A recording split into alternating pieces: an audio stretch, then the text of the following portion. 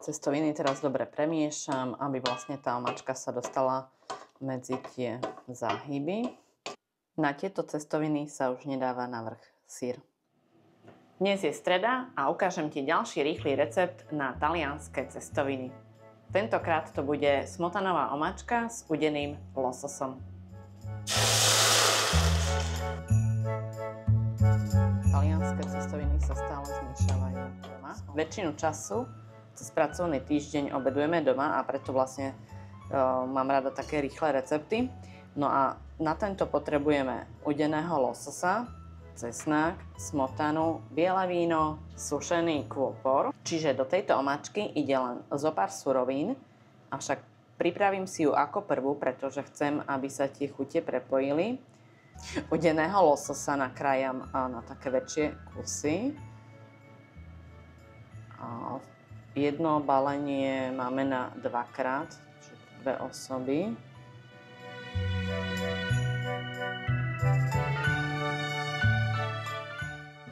Takže začínam s tou omáčkou, rozohrejem si panvicu, pridám olivový olej,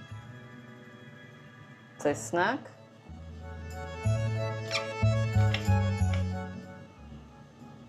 pomaly ho restujem.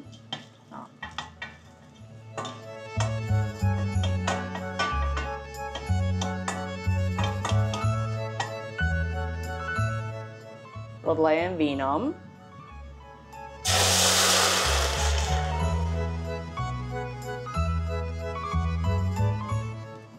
Nechám odpariť alkohol.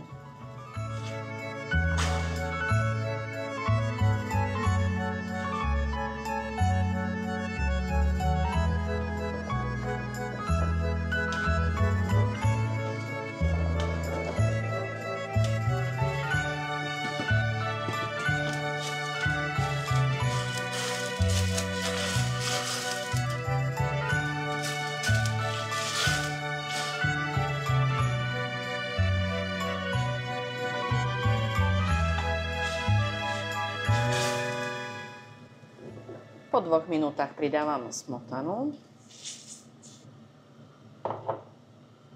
Pridám plameň a privediem to k varu.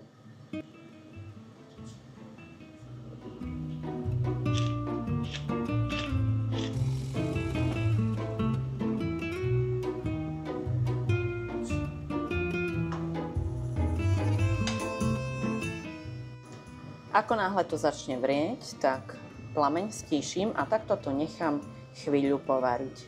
Približne nejakých 5 minút. Udený losos môže byť dosť slaný, preto nepridávam soľ do omáčky, ale vlastne najskôr si ochutnám, ako chutí ten losos.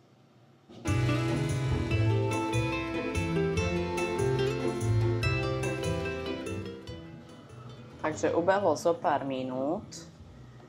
Cestoviny sa budú váriť zhruba 7-8 minút. Takže už by som ich aj mohla pridať.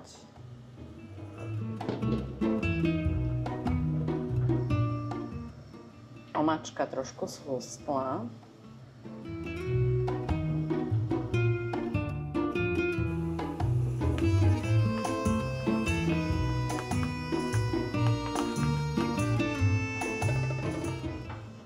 A kôpor.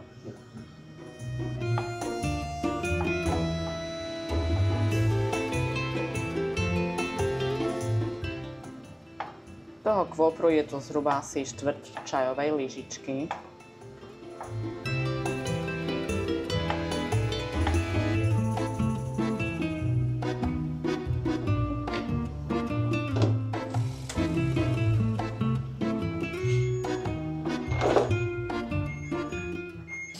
Pridám vodu z cestovín. Asi takú jednu malú varešku. Zamiešam to.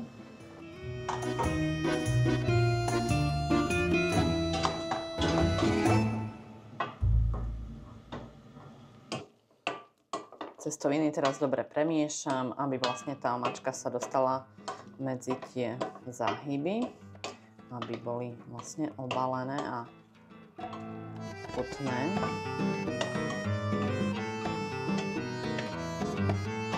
Ochutnám.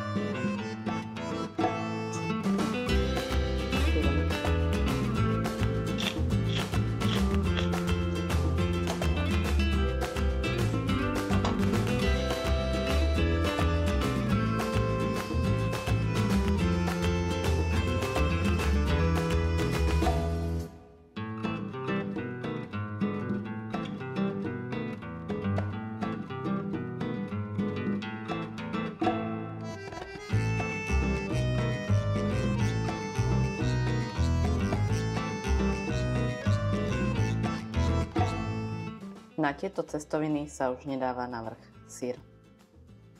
Tá kombinácia proste by nesedela.